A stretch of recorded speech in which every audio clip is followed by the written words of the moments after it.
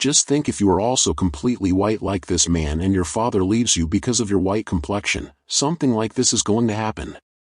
Stay connected with us in our story today. At the beginning of the story, we see a hospital. Actually, this man's wife was about to give birth to his child, but unfortunately, his wife was hit by a cloud in the sky in bad weather. His wife died due to lightning, but the doctors saved his child, who was not an ordinary child, but this is a rare genetic disease called albinism. In this disease, the body's pigment is lost, due to which the body turns white. This man considers his child unlucky because he believes that the child is responsible for the death of his wife. So he leaves the child here and goes. When an old man dies in a house, the police start investigating from here. This case is investigated by a police officer named Duck Bantam. During the investigation, Duck Bantam finds something similar in the old man's house. It is seeing which Duck's eyes are wide open, after which Duck is asked about it by a psychologist named Duck. After listening to Doug and Jesse decide to go to the old man's house and go to the basement. In the basement, we see a different boy whose body was completely white and there was not a single hair on his body. She sees this and is surprised. She asks the boy his name. The boy tells her that his name is Jeremy. Let me tell you, Jeremy is the same boy who was tied up in the hospital by his father. He was abandoned, after which his grandfather adopted him and kept him hidden from the eyes of the world, that is, Jeremy, until now. Jeremy didn't go out and he didn't finish school, but he still had a lot of books. He wasn't physically strong, but mentally no one could compete with him, which is why Jeremy had to read every book in his library. He memorized every page of the book. Jeremy was all alone after his grandfather died, so Jesse and the Ducks took him to an orphanage. Jeremy is going out of the house for the first time, but as soon as Jeremy went to the orphanage, all the children. Jeremy wears dark glasses all the time because his eyes are very sensitive to sunlight. Here the children ask Jeremy to balance a spoon. At first Jeremy refuses. But then John threatens him and Jeremy somehow balances the spoon, and then all the spoons there start falling with that spoon and stick to each other. Everyone's eyes widen after seeing this scene, and John gets very angry after seeing this power of Jeremy. In the next scene, we see Jesse getting Jeremy checked up. After the checkup, the doctor tells him Jeremy's body is completely normal. Jeremy used to wear glasses all the time, so Jesse orders glasses for Jeremy. She also gets him admitted to a school so that Jeremy can study well. Here Jeremy was sitting in a physics class and a teacher named Donald was teaching him about electricity. In the same class, there was a girl named Linz who was watching Jeremy. Meanwhile, Donald was working on an electric city model. He does an experiment that causes electricity. Jeremy's body starts shaking when he sees electricity. The lightning is so strong that it comes straight towards Jeremy. Seeing the lightning, it seemed as if Jeremy was trying to bring it towards him. Seeing this, Donald immediately turns off the power and takes Jeremy to the hospital. The doctors check Jeremy and see that even after such a big shock, Jeremy is still unharmed and uninjured. Doug arrives at the hospital and tells Donald. Hearing that Jeremy has attracted the lightning, perhaps that is why Jeremy does not have a single hair on his body, Doc goes to meet Jeremy, but he escapes from the room and is seen alone on the road. Jeremy meets Lindsay on the way. Jeremy asks for the address of the interstate railway line and walks alone along the railway tracks towards his house, but Doc appears on the way and tells Jeremy to turn back.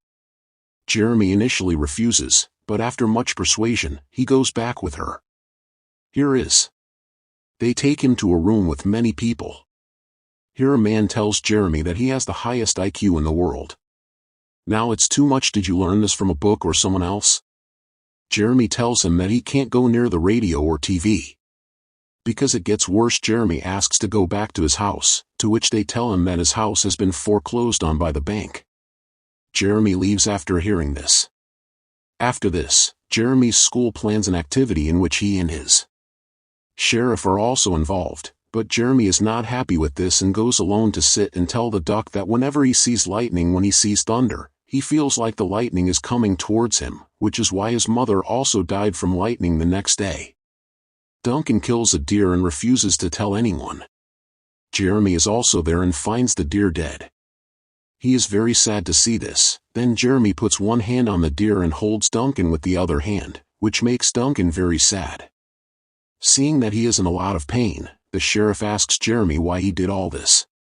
Jeremy tells him that he felt the same way about what he did. She says, "You are our friend, you can tell us everything," but Jeremy gets angry and leaves from here to the other side. Duck's sick wife appears. The doctor tells Duck that his wife has been in so much pain for so long. This is what is holding your wife back. Doug then asks her about the past incident and what Jeremy did to her. Duncan explains that when Jeremy held his hand, he could feel the deer's panting breath, and that it was very painful. Hearing this, the duck takes Jeremy to his wife so that he can tell her something about his wife. When Jeremy tells the duck, Jeremy touches his wife and tells her everything that is going on in his mind. Jeremy says that she wants you to forgive your son. And secondly, she wants to wear her wedding ring, which she lost many years ago. After hearing this, Doug, he forces his wife to wear the ring, and then his wife dies. Hearing the news of his mother's death, his son goes to visit her. And Doug sees his son and hugs him. Jeremy is watching this and gets emotional and starts crying. In the next scene, we see Jeremy and Lindsay sitting in a park. They talk about what everyone is thinking. Jeremy explains that everyone here thinks they are the best. They are different, but they are not. They are connected through everything, but Lindsay doesn't understand all of this at all. Jeremy and Lindsay shake hands and Lindsay tells Jeremy's story from beginning to end, realizing that his father left him alone.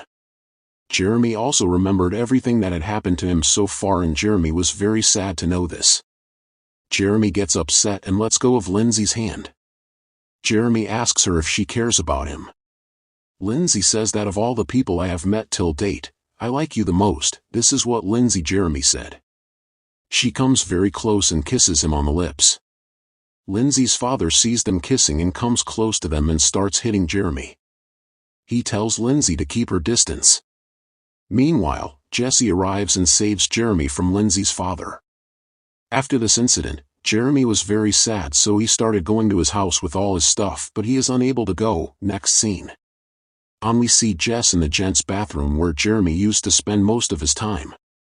Here she is seen by a boy who has very beautiful hair and thinks about the same hair, but due to his powers it was not possible. John sees Jeremy and starts teasing him, and John tells Jeremy to tease him. He snatches his hat and puts it on his head.